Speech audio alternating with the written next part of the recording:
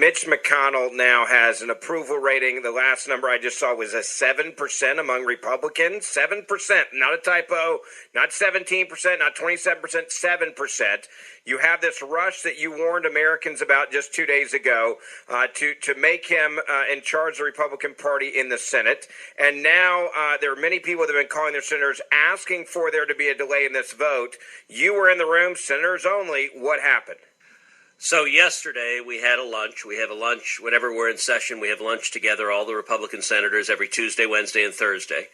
But yesterday's lunch was unusual. It lasted 3.5 hours. And we had as vigorous a debate as I've ever seen in the United States Senate. I have called publicly for delaying the leadership elections. I think we should delay them till after the Georgia runoff. The Georgia runoff is on December 6th.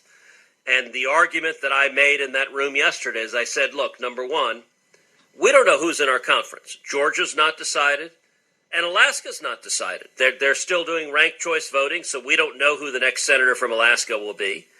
And this is a serious contested election. This is a serious choice. And I think Herschel Walker and whoever the next senator from Alaska is, either Lisa Murkowski or Kelly Tshibaka, deserve to have a say in the leadership elections. But more fundamentally, it's not just about knowing the conference and knowing who's in it. We need to have a fundamental debate about the direction of the Republican conference and about Republican leadership. Listen, I'm pissed off. Millions of Americans are pissed off because Election Day should have been an historic victory for Republicans. We should have won a majority in the Senate. We should have won a huge majority in the House, and we didn't. The Democrats kept the Senate, and we have a tiny, tiny majority in the House. And that was a cluster. That was a colossal screw-up. And any rational organization, any rational group would sit and assess, okay, what went wrong? What did we do wrong? And what do we need to do differently? And so what I stood up and I made this case to my colleagues. And I'm going to refrain from telling you what other senators said because I think it's their prerogative to say what they said. But I'm going to tell you what I said. Here's what I said. I said, number one, this blown opportunity is historic. It is a screw-up, and we need to have a serious discussion about why. I said, number two, leadership wants to blame Donald Trump. That's their talking point, is it's all Trump's fault, it's all Trump's fault. Now, there's lots of blame to go around, and all sorts of people bear some of the blame. But the idea that Mitch McConnell and Republican leadership have no portion of the blame, I think, frankly, is ludicrous. And what I argued to my colleagues is I said, listen, I've been in the Senate now 10 years. This is the 6th leadership election I've ever been in. Every single leadership election is not actually a debate and a choice over who should be leader.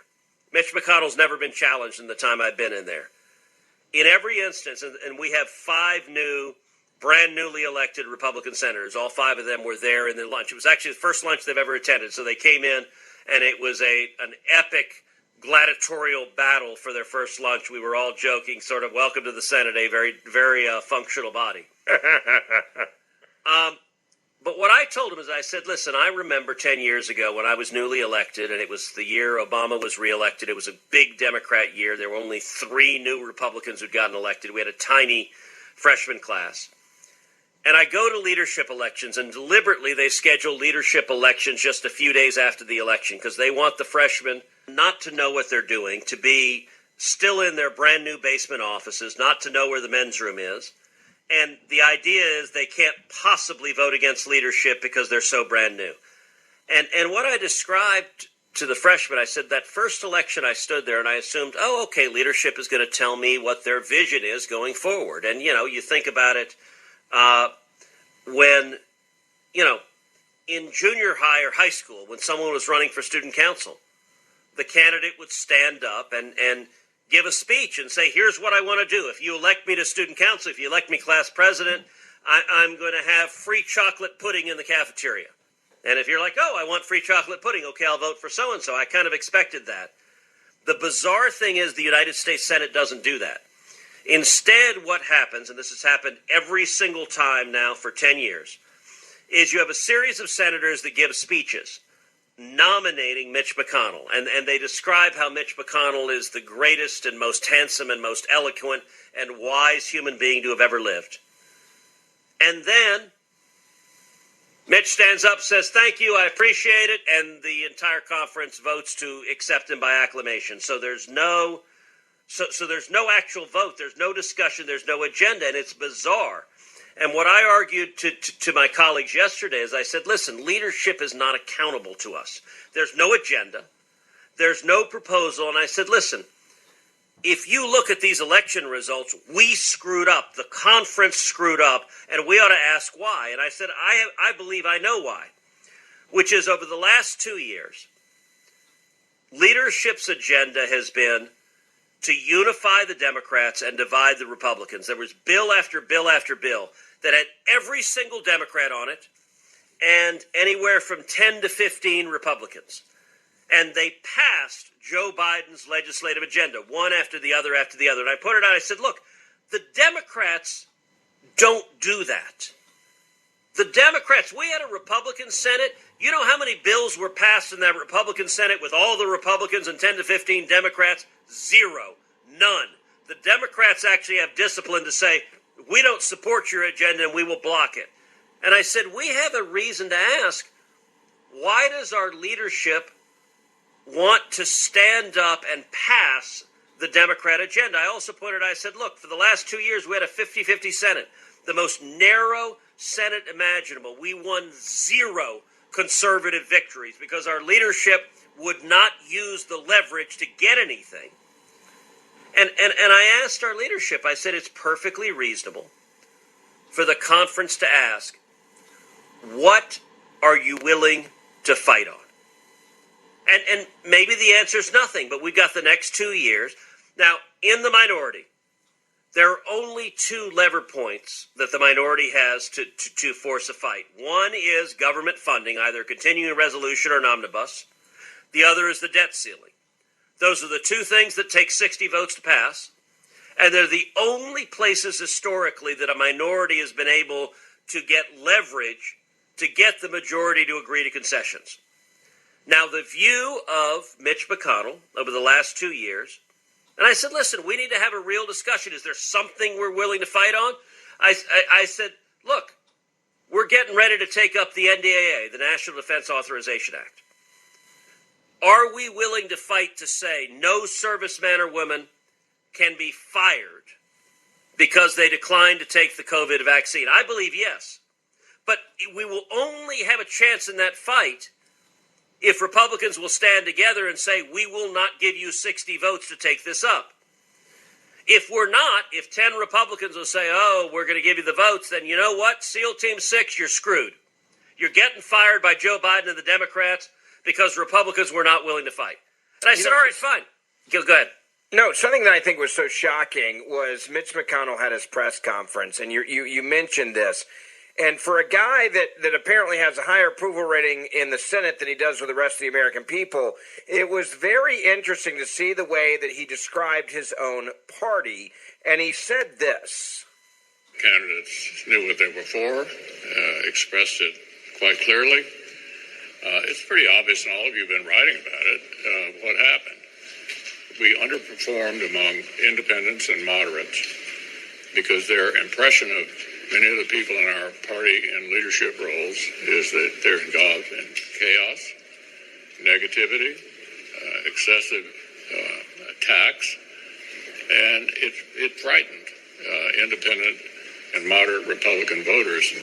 I mean, that's what he thought about hardcore conservative candidates. Make no mistake, he's talking in code there. But what he's basically saying is, if you found more Mitch McConnells and guys like me that don't stand up to the Democrats, more of us could have gotten elected. But it was the party's fault on the conservatives that, as he describes it, that stand up for this country, that stand up for a secure border, that stand up for balanced budget amendments. He says that is you being involved in chaos and excessive negative attacks. He says that's the reason why we lost the opportunity to win back the Senate.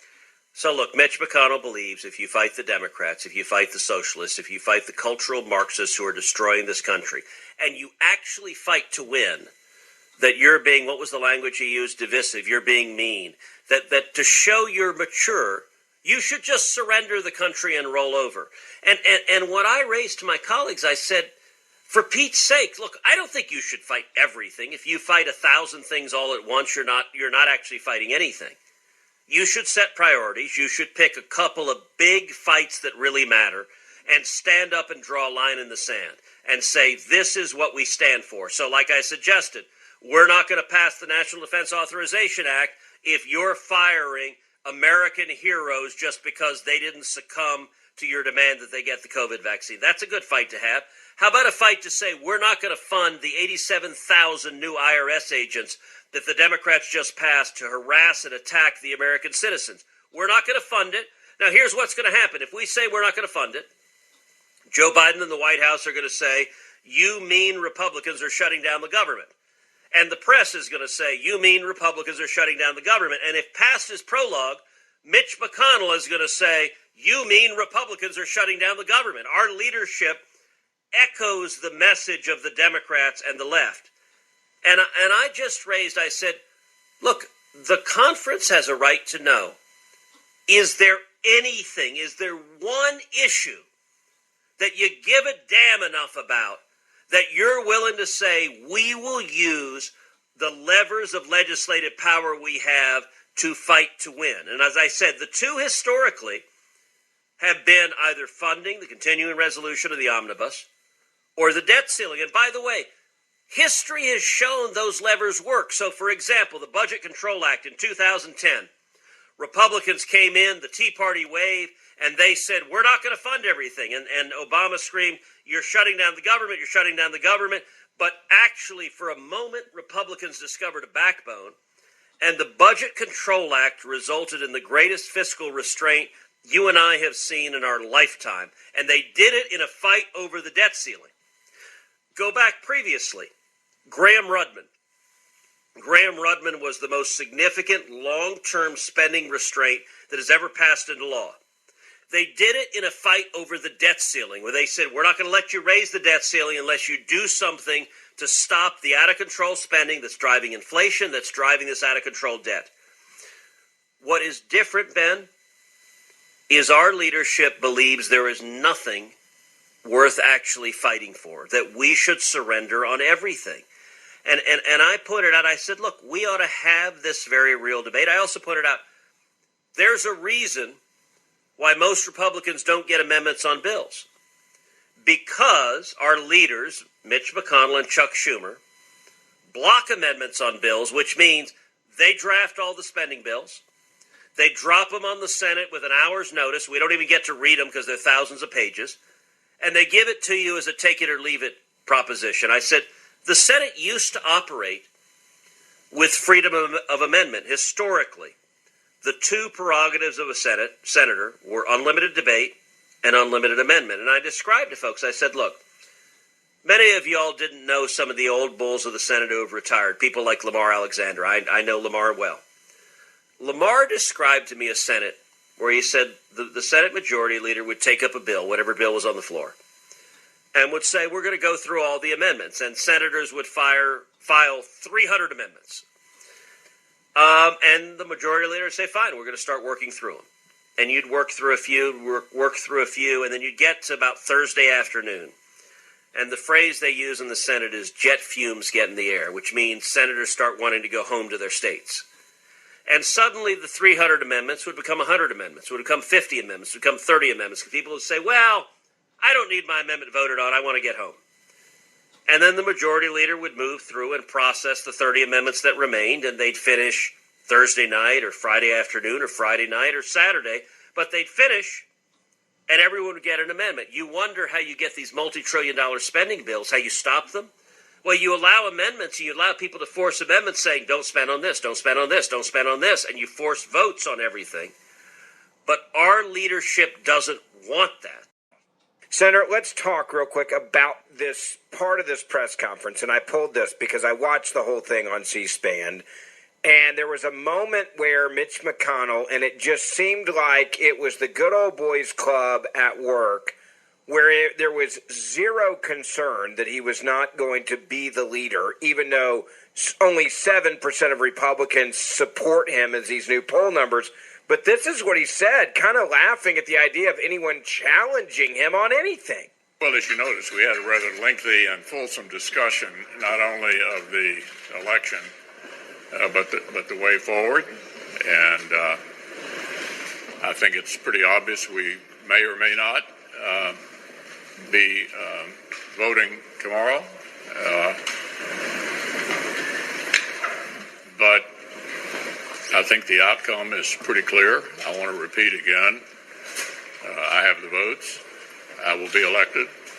The only issue is whether we do it sooner or later, and I think we'll probably have another discussion about that tomorrow. It's almost like the fix is in. He's basically saying, I'm your guy, whether it's now or later, if we wait till Walker gets here, if he wins or not, and I have the votes, and if you want to be on my list of people to never get anything done in the Senate or never have my friendship or never work with me on anything, be blackballed, go ahead and do it. I dare you because, quote, I have the votes, whether it's now or later. Well, that is very much his approach. I got to say, Mitch got up, and what he focused on entirely was money. And his super PAC had over $300 million in there.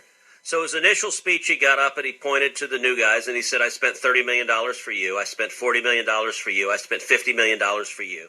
That was the whole speech, which is basically, it's like the Godfather going, you know, I did a favor for you, and there's going to come a time, and it may be today, it may be tomorrow, when I'm going to ask for a favor back. That's basically what he stood up and said. I said, well, and it's also a threat, though, in your future career, because you and I talked about this the other day. And you had the most expensive Senate race in history of the U.S. Senate, and $0 came in from Mitch McConnell when you were running against Beto in the Senate a couple years ago. In other words, you want any of this money in the future, you better get in line and vote for me, a.k.a. I have the votes, whether it's now or later. And if you don't, you'll never get a dime from me, even though I'm in your own party. Yep, he spent $0 on my race, despite having the most expensive Senate race in U.S. history at the time. In 2016, he spent $0 on Ron Johnson's race, despite it being an incredibly contentious race, where Ron pulled it out, but did it entirely without Mitch McConnell's help. He spent $0 on Mike Lee's race this cycle, despite the fact that he faced a very real race.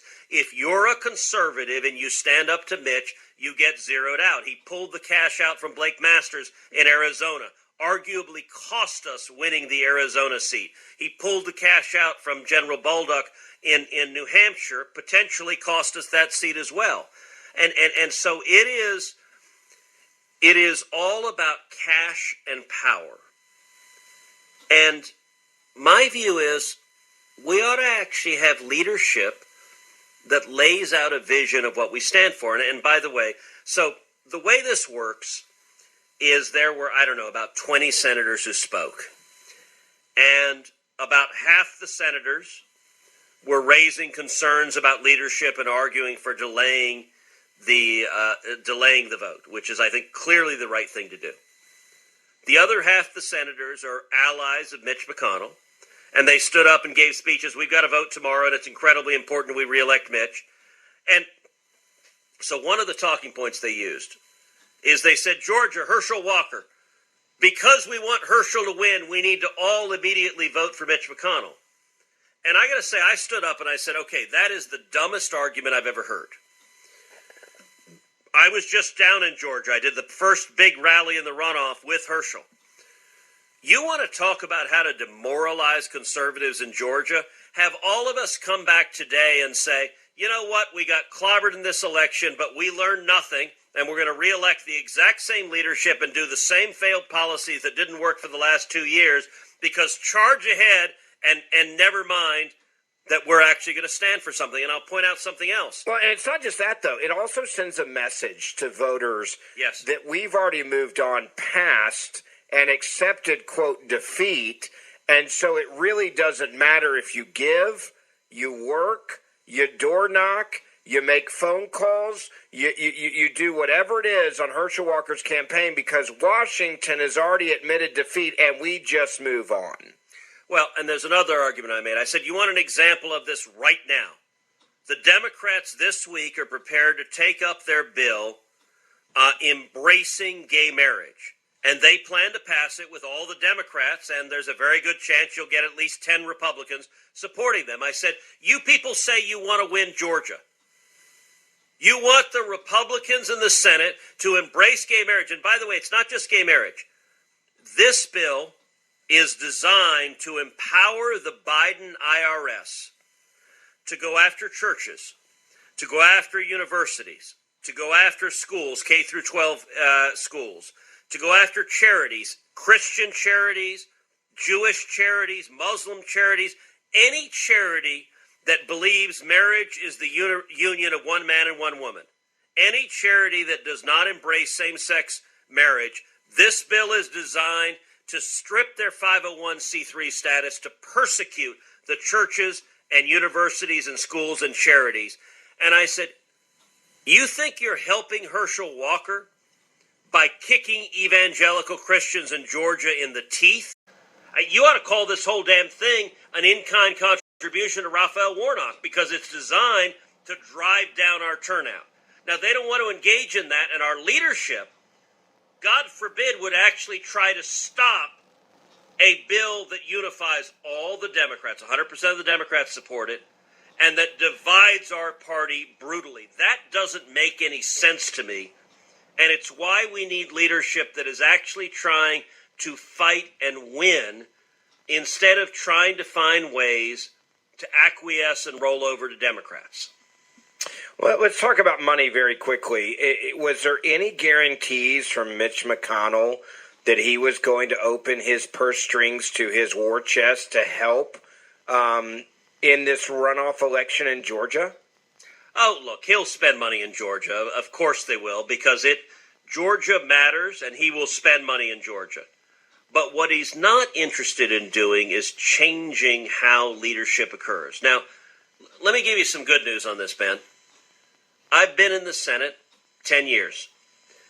We have never had a discussion about leadership like we just had yesterday. A 3.5-hour bare knuckles, serious discussion of the failures of leadership and how we need to do better. That's a step forward. I'm encouraged by that. This morning at 9:30, we're going to go and have leadership elections. They will be in the historic Senate chamber in the Capitol. The very first thing that will happen, I will stand up and I will make a motion to delay the elections until after the Georgia runoff. I don't know whether it will pass or not. There are about 10 senators or so who have publicly supported delaying the election. There are about 10 senators or so who have publicly opposed it. The remaining 30-ish Republican senators haven't said. Mitch seems serenely confident that he has the votes, and it is true that almost all of my colleagues are dependent on Mitch for their campaign cash, so maybe he has the votes. Some of my colleagues are resting serene, saying, well, the vote will be a secret ballot, so I won't be held accountable for how I vote. Well, I'll tell you what. I'm going to tell people how I vote. I'm going to vote to delay the elections. And everyone who votes to do that will tell the press and tell their constituents how they vote, which means any senator who says, I'm not going to tell you how they vote, they just told you how they voted. They voted not to delay the election. They voted with Mitch. And I think that is an unfortunate vote. I hope that the majority takes the reasonable decision, delays the election, and doesn't just do it, not just to give Herschel Walker and whoever the senator is from Alaska the opportunity to participate, but in order to have a month-long debate about, as a conference, how do we want to operate? Do we want to be a one-person dictatorship, or do we want members of the conference to actually have input in, okay, this issue matters enough to fight, let's fight together? I don't know how that'll play out, but we will find out later today. Lastly, on this issue, for people that are listening that do still want to get in the fight, how important it is for them to call their senators. Is that going to make an impact? Can it still make an impact to call your senator right now and say, I want you to delay this leadership vote until after the special or after the runoff in Georgia? Well, I'll tell you the window. We are meeting to vote at 9:30 Wednesday morning. So if you're listening to this after 9:30 on Wednesday morning East Coast time, and most people will be listening to this after 9:30 Wednesday morning, it's probably too late to call your senators at that point, because we're going to be physically in the room casting the votes. I will say this has been an important fight to have, and I will tell you in the middle of it. So leadership spent a lot of time trying to blame, number one, Donald Trump, but number two, trying to really stick it to Rick Scott, who was the head of the NRSC, the National Republican Senatorial Committee. And I called out leadership. I said, listen, it is staff for the Republican leader who is planting article after article in the press slamming Rick Scott, because they want to blame Rick Scott and say it's all Rick Scott's fault and not Mitch McConnell's. And I said, for one thing, why is the Republican leader spending more time attacking Republicans in the conference than Democrats? Like, that is not kosher. That is not playing fair to plant nasty stories slamming the people that you allegedly represent and are working for. But I think that helped prod Rick. So at the lunch, he stood up and said, okay, I'm going to run. And so Rick has announced that he intends to run for majority leader today. So starting at 9:30 this morning, I assume Mitch is going to give some form of a speech saying why Republicans should vote for him. And then Rick is promising to run a more collaborative leadership, to actually listen to members, to take the views of the conference and follow the views of the conference rather than just dropping multi-thousand-page spending bills on the conference an hour ahead of time and giving it as a take it or leave it. I don't know how that outcome will resolve. I think the odds are high. Mitch McConnell gets reelected. Why? Because he's the biggest donor to almost every single member in the conference. But it's an exercise of money and brute power. And I do think this election is significant, because I'll tell you, every member of the Republican conference, when he or she goes home to their home states, is going to be asked by the voters, who did you vote for? And look, it's no secret. I'm not going to vote to reelect Mitch McConnell, because I think the current model hasn't worked. Yeah, it's broken, and the American people, I think, obviously are with you with a approval rating of 7% among Republicans. That's where Mitch McConnell is right now. And Ben, one important thing to keep in mind, the way I have laid out this case among the conference, I haven't been personal, I haven't been nasty, I haven't been attacking Mitch McConnell personally. What I've been saying is the American people have elected us expecting us to stand and fight, expecting us to actually give a damn about what we told the voters we would give a damn about, and lead smart strategic fights. And my complaint is we haven't been doing that. My complaint is about the substance of the leadership. It's not a personal attack. It's that we need to behave differently if we're going to win these fights. Let me tell you something amazing, Ben.